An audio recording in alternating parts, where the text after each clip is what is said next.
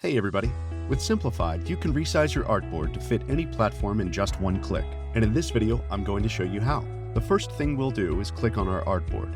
Then we'll click on this icon in our top toolbar to resize our artboard. Upon doing so, a menu on the right-hand side will open up. You can always resize your artboard to fit custom size dimensions by selecting the dimensions that you want and then clicking Resize Now. As you can see, the elements are nicely resized to fit the dimensions we selected. But what about specific dimensions for certain websites and social media platforms? Well, we've got you covered there too. As you can see, Simplified already has a variety of preset dimensions that you can utilize with a click of a button. So let's try a few out right now. Let's try a YouTube thumbnail. Or we could try an Instagram post. Or how about a LinkedIn personal cover? And maybe just one more.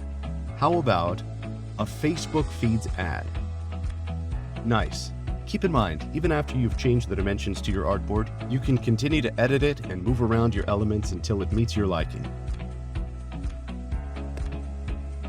And there you have it. To continue to learn more about how to use Simplified's photo editing tools, sign up at simplified.com. See you there.